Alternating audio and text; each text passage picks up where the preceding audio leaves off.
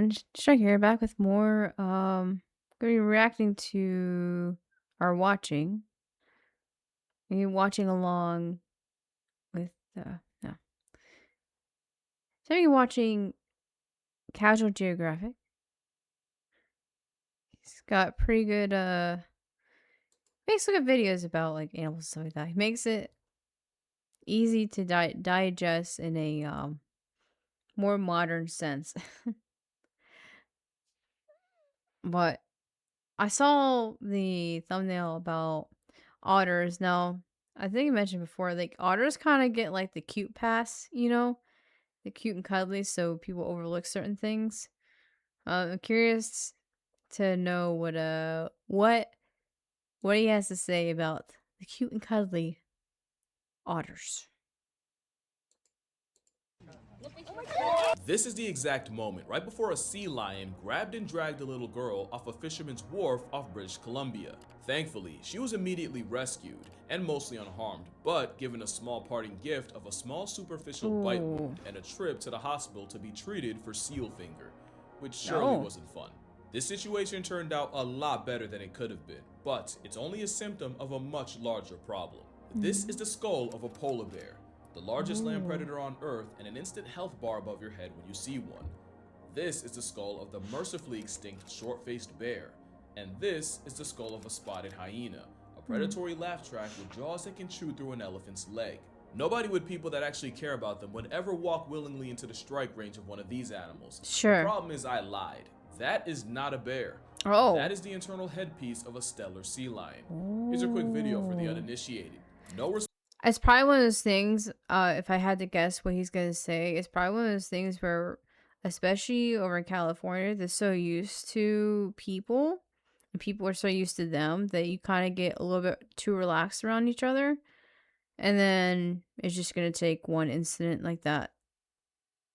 respectable parent would ever allow their child anywhere near these wild predators. Yet there's an asinine number that'll not just walk up to these, they'll seemingly offer their children to a predator in a way that should put you in a PDF doc. ASA 9, ASA 10, that's ASA 20. Even in this video, the sea lion literally lunges within inches of the little girl.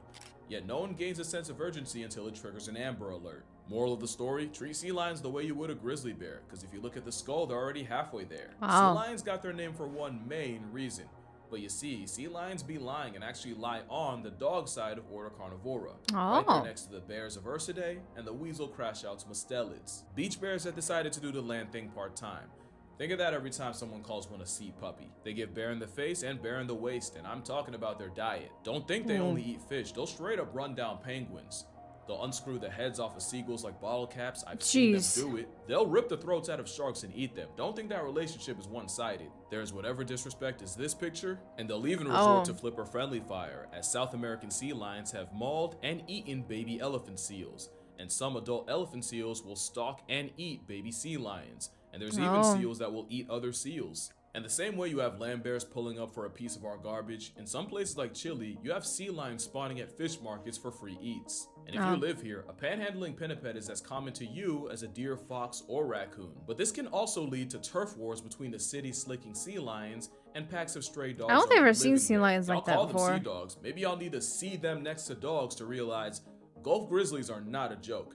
Nobody realizes how big sea lions are until it's time to realize how big sea lions are. Stellar sea lions are furry flippered boulders that can get to 9 feet and over 2,000 pounds of pinniped. They look so but fuzzy. Even the more common California sea lion can humble you at over 800 pounds of blubber. Now, this isn't to demonize them. They are wild carnivores that actually don't have a reputation for being super aggressive. Unless you run into a hallucinating sea lion. That nightmare situation is the work of toxic algae blooms, the red tide, aka the Pacific's period. You know, jokes like that are the reason my audience is only 20% female. The problem is the toxic algae is eaten by small fish, and the small fish are then eaten by sea lions, meaning the sea bears bioaccumulate a neurotoxin that can lead to domoic acid toxicosis, which essentially turns them into zombies. Poisoned sea lions can suffer seizures and severe lethargy, but can also become like wildly, rabies in a way? rabidly aggressive. Girl, if you don't stand up. One man was surfing when an intoxicated sea lion jumped him and dragged him off his board. From the way he would describe the attack, you'd swear the sea lion was possessed by a demon. Sea lion almost had him lying under the sea permanently. Now, this isn't to make you hate or fear sea Sure. lions. Well, actually, yeah, it is a little. Oh. Yeah, healthy fear, you know? Because Sure. this video proves two things. One, as a society, we are not afraid of sea lions enough. And two, I gotta re-examine my personal biases. I've known about this video for years. And for years, Sure. I assumed it took place somewhere in South America. Like Uruguay. Shout out to Uruguay. This was in San Diego. La Jolla, actually. I know that because I went to San Diego, I went to La Jolla, and y'all do not take sea lions seriously over there. Which proves the third thing. We as a society are not nearly afraid enough of seal finger. And if you're wondering, seal finger is what happens when a sea lion that eats fish for a living without seeing floss or lying on a dentist chair bites you. Just an incredibly painful bacterial infection that can escalate to an amputation. Don't pet it. And a hand that appears to be inflated. What are you doing? The chances you catch the seal version of the cheese touch are low. Sure. But everyone here is effing around Low, on the but not doorstep zero. of finding out, like this girl almost did. You never want to get got, but if you do, the incubation period of only a few days means you best get treatment soon. Waiting too long can be the difference between a cool scar with a story to tell and being a finger short on a handshake. I wouldn't know, I've never been mauled by a sea lion. I did get bitten by a squirrel as a kid though. To be fair, it was not the squirrel's fault. Either way, you can probably relate to putting off doctor's appointments longer than you should, and I would know. These dunks came at a price, and it's that I've seen the inside of more physical therapy clinics than gyms. Somehow I'm still not. Sure kiss me. The longer I live, the more I understand this man right here. That's why it's pretty cool to have ZocDoc sponsoring this video. ZocDoc's a free website that lets you search and compare in-network doctors, read actual human patient reviews, and see actual up-to-date appointments, basically making that small but very annoying aspect of being an adult easier. I do appreciate that you could book online without having to run the gauntlet of phone tag, because that was taking years off my life. Yeah. I also have 150,000 providers across hundreds of different specialties. Like calves. Now, what a deadbeat body part. Cows pop one out in 9 months. I can't heal mine after 1 year. That is a load of cow. Also, you can usually find appointments within 24 to 72 hours. Sometimes even same day, which again, really wish I had that a couple years ago.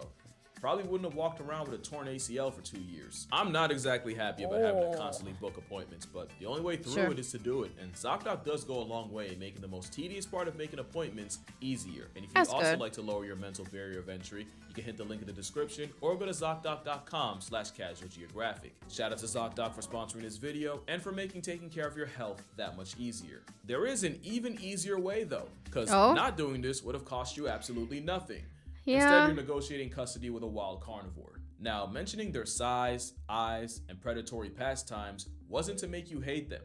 But if you ignore that, you might be one of those people guilty of loving them to death. There are no absolutes in nature. Calling a wild apex predator a sea puppy can be just as damaging as dropping jaws on them. And I don't think there's a single predator that gets sea puppied more than an animal literally named lion. I don't think people realize how terrifying it is to get jumped by a mob of sea lions, especially in the water. But the problem isn't the sea lions, it's the people. Like I said, I just went to La Jolla in San Diego. I could not believe the lack of respect for a predator. People senselessly swarming them, completely crowding them, and even just barely being run over by them. Pause it.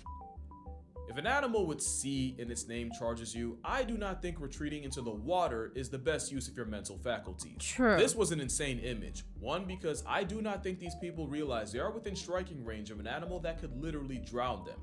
But more importantly, two, this is only going to get sea lions killed. San Diego has arguably the best weather in America, with beaches that rank pretty high up too. It's the perfect nursery for hauled out sea lions, who have their pupping season from mid-May through October, with many pups being born in June. One mother recently went viral for birthing twins, which is incredibly, never seen before in the wild, rare. The problem is that pupping season also coincides with the peak of tourist seasons, and it's usually tourists that you'll see harassing locals.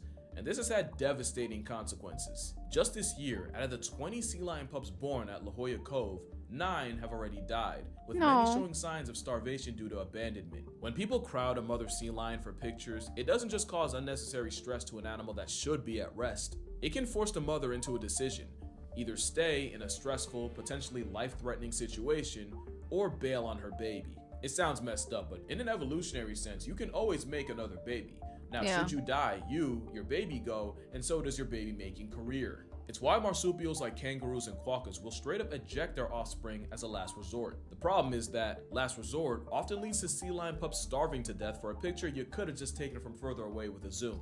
What are we doing? Now, we can't pin all the deaths on people, but at a nearby cove, out of the 25 pups born, so far only 2 have died. So if it was outside factors, you'd expect most, if not all the pups to be in past tense. Sure. But for some reason, one beach has way more infant flatlines than the other, and the only difference is La Jolla Cove is open to people. The tragic irony is, it's probably the people that adore them the most, you know, the animal lovers that just can't help themselves from getting close, that are getting the sea lions buried. Basically, seals and sea lions are being loved to death, and it's not just a problem in San Diego. Alright, let's talk about Neil. Neil the seal. I am very scared for Neil. Neil is a southern elephant seal whose mother had a problem. In 2020, she was inexperienced and very pregnant. Instead of giving birth on Macquarie Island like up to 20,000 other mother elephant seals, she got lost, possibly in a bad storm, and ended up nearly 1,000 miles off course and had Neil in Salem Bay in Tasmania. In a matter of time and mother's milk, Neil grew up fast and quickly went viral for his blatant disregard for human infrastructure. Neil was a flesh torpedo-shaped disrespect to his surroundings, whether it was by galumphing into oncoming traffic or asserting his dominance on a traffic cone. Neil was an ungovernable menace to society that everyone loved. He was basically on a first-name basis with an entire town. That's how Tasmania became the only place where a legitimate excuse to miss work was a 1,300-pound Neil sleeping in front of your car. Neil blew up, in weight, but in clout too, flexing a fan page almost 3 times the population of Tasmania. Neil had messed around and become a national treasure in a place he wasn't supposed to be in, and that would be a problem, one that would come down to the very nature of elephant seals. Southern elephant seals, like many pinnipeds, have strong site fidelity. Like turtles, they show up to the same beach year after year, so even though they spend up to 10 months at sea, where they'll haul out on land is always a guarantee. But with Neil born in Tasmania, instead of an island like Macquarie, his instinctual GPS would always bring him closer to people than seals. Even if they tried relocating several tons of testosterone, eventually he'd just spawn back in like a homing pigeon.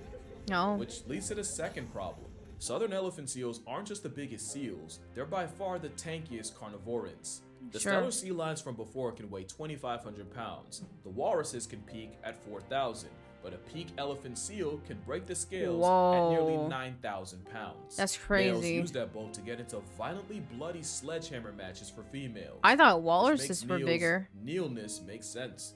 Neil is only a fraction of his final form, and he's only going to get bigger. For now, Neil's gone back to the sea, but eventually, he'll come back as a Beachmaster level bull, and with him, so will the chances someone's human curiosity gets them turned into a chalk outline. And in a story you've heard before, the moment it happens, Neil will be a dead seal. To be fair, Tasmanian officials insist that euthanasia is not the move, and there have even been petitions signed against it. But the more people willfully come into contact with Neil, the higher the chances someone ends up loving Neil. He's not a dog.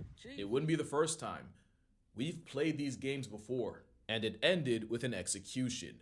Meet Freya. Freya was another anomaly. Instead of living in the Arctic Circle with her own kind, somehow the walrus had ended up hundreds of miles away, seen frequenting the coasts of Sweden, Denmark, Germany, and the Netherlands as early as 2019. There's no way to tell how a walrus wound up there. Some say climate change, but also walruses have the habit of waking up in the weirdest places. Either way, Freya became a staple, and by 2021, she was named after the Norse goddess of love and beauty. By summer 2022, she arrived in Oslo Fjord, Norway, where her habit of sunbathing on and sometimes sinking boats made her as famous as a walrus could be. It was like Norway had their own Selkie, and Miss Freya easily became a national celebrity. With all the attention, people started coming in from all over to see Freya, often getting close enough to audition for a Darwin Award. Reminder that walruses are tusked, blubber-backed units that can make polar bears pump fake. And Freya herself weighed about as much as a Cape buffalo. They're like those things are like inspired, or those things inspired the what is it called, the workers in Skyrim, and they're sure they're funny, but man, if you catch them, they catch you slacking, they make you hurting.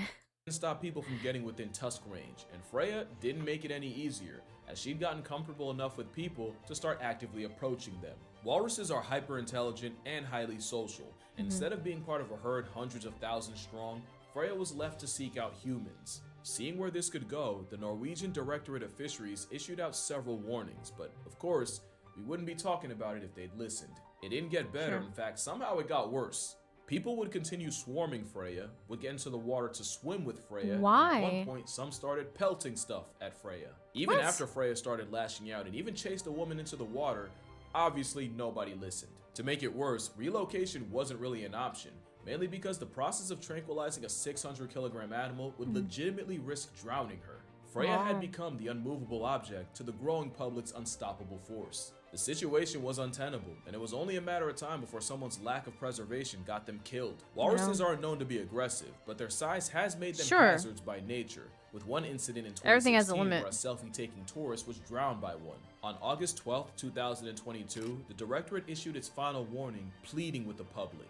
And on the night of the 13th, 4 government officials patrolled the marina with a rifle, and come sunrise, Freya wasn't around to see it. Freya never hurt anybody, she never did anything wrong, but because people couldn't just let her live, they ultimately sacrificed her right to. Freya had been loved to death, and the worst thing she ever did was trust people. Because like I always say, the worst thing an animal can do is lose its fear of humans. One seal lost its entire existence because of it. The last Caribbean monk seal was seen in 1952. Before that, they existed in populations as large as 300,000. So what happened? Well, when Columbus and friends touched down on the island of Alto Velo, they were met with a horde of seals that showed zero fear towards them. They immediately butchered 8 on sight, starting the disturbing trend of hunters using the seal's nature against it. The Caribbean monk seal's tragic lack of a flight response meant poachers could just walk right up to them and take their lives with no effort. The seal's docile nature got abused, and they were seemingly wiped out before conservation could even get the chance. Which brings us back to San Diego, where they're somehow recycling the same script of getting way too close to a wild predator. But as an outsider from the opposite coast, there was some lore I was not aware of.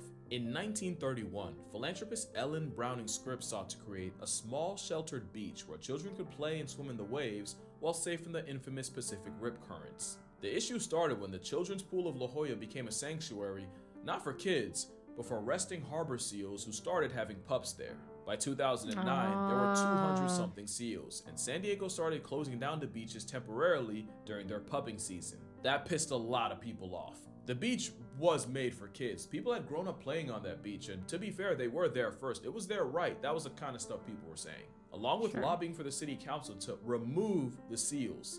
Just for the record, the children's pool is down in South La Jolla. That's the one harboring seals. La Jolla Cove, the one from this video, that's the one with the sea lions. 2 different areas that people will mix up while double dipping the same argument. Either way, it's led to a complicated conflict between a city and its sea lions. On paper, the Marine Mammal Protection Act gives sea lions and the like diplomatic immunity, making it illegal to move, malice, or otherwise molest the mammals. The catch is, local park rangers can't enforce a federal protection act. They technically can fine people for the following, but a lot of park rangers are strongly encouraged not to.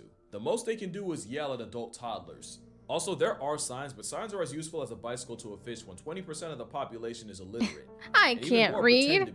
So La Jolla clearly has a crowd control problem, and a tourist going tourist, but the California Coastal Act means San Diego is legally required to keep all public beaches open. The locals can be just as difficult, as it's many of the long-time residents, especially those in the swim club, that have pushed for the city to remove the sea lions. Probably because living in La Jolla long enough guarantees that you've been mobbed by a pride of sea lions at least once.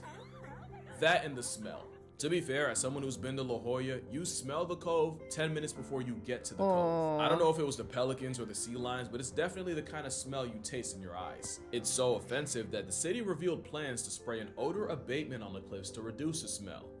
Yeah, they want to deodorize nature. I hope that sounds as ridiculous as it felt to say. And while no one will argue that it smells like a pelican porta potty, many have argued the possible implications for the animals. So you see how it's a bunch of bureaucratic bullshit and infectious entitlement with sea lions being caught in the middle. But don't get it twisted, sea lions do have an ally, and there are plenty of locals that have made it their mission to safeguard the seals. One of them helped me with this video, and shout out to mermaidmorgan.la Jolla for giving me insight that I just would not have had as an outsider. Thanks to her, I was even able to sit in on a coastal commission meeting where I got to see everyday people advocating and giving their voice for those that don't have one. I also found that budget cuts eliminated 52 positions from the Parks and Recreations Department, including rangers. So people do care, it's just that they're not getting the support. So what can you watching this, hello, me? What can you do? Well, the Sierra Club, this isn't sponsored by the way, but Okay. the Sierra Club of San Diego is the largest grassroots environmental activist group in the country, and a big part of their MO is protecting the sea lions.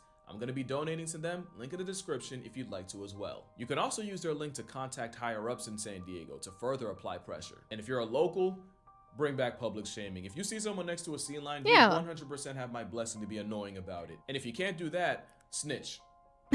I'm serious. There's numbers you can call, and sea lions don't have phones. It's not just for the sea lions, it's for Freya, for Neil, and for the seals we aren't getting back. But yeah, that's gonna do it for this video. YouTube usually doesn't like when I make these kind of videos, so Sure. if this video can get to 160,000 likes, I'll post the real reason I went to San Diego. Oh. Yeah, foreshadowing. But Oh. Okay. All right, people. You heard him. Go to the video. I'm gonna put the link to. I'm gonna put the link to the video in the description below. Click on the link. Give it a like. I want to see why he went to San Diego.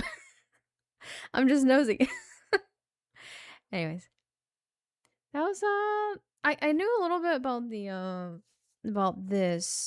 about Columbus. You know, when they got on the island, they started killing him off. That one. Yeah, I think he made a entirely separate video for that. Yeah, when wild animals become too comfortable, it's like it isn't like cute in a way, but then you also gotta remember, it's not a dog, it's not a cat. Domestication takes so long to happen, you know. And while it's cool that I guess a wild animal wants to come up to you, at the end of the day, you should respect its space. But, anyways, that'll be it for this episode or this video. Till next time.